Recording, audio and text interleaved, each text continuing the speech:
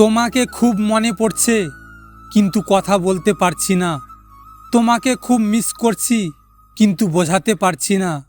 তোমাকে খুব দেখতে ইচ্ছে করে, কিন্তু কাছে যেতে পারছি না।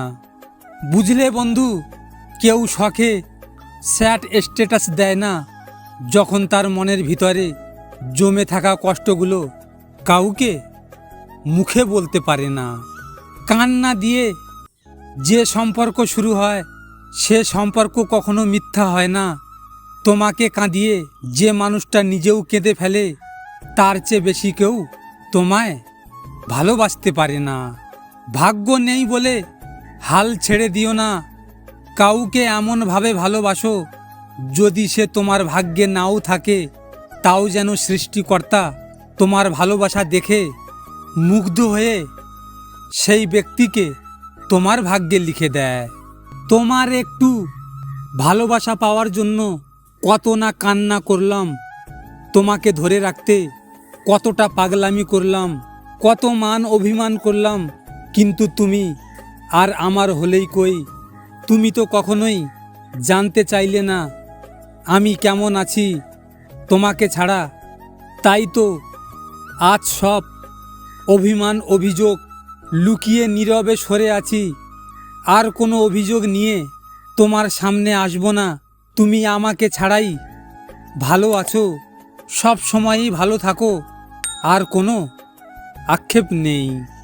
ভাবতেও অবাক লাগে, যাদের আমি হাসানোর জন্য এত চেষ্টা করি, আজ তারাই পদে পদে বুঝিয়ে দিচ্ছে আমি তাদের শুধুমাত্র প্রিয়জন না। বইয়ের পাতায় জ্ঞান থাকে, শিক্ষা নয়। মনে রেখো, শিক্ষা তো তোমায় বইয়ের পাতা থেকেই নিতে হবে। আমার কষ্টকে তোমার নাটক মনে হয়, তাই না? ভাগ্যিস আমার নাটকটা তুমি দূর থেকে দেখছো। কাছে এসে দেখলে বুঝতে পারতে নাটকও কতটা কষ্টের হয়। তুমি সেই নারী যাকে আমি এতটা ভালোবাসি। তুমি সেই নারী যাকে আমি এতটা হারানোর ভয় পাই। তুমি সেই নারী যার জন্য আমি এতটা পাগল। তুমি সেই নারী যার মধ্যে আমার ভালো থাকার ঔষধ আছে। তুমি সেই নারী যাকে হারানোর ভয়ে বাচ্চাদের মতো কান্না করি। আমার শখের মানুষটাও আজ অন্য কারো শখ মেটাতে ব্যস্ত।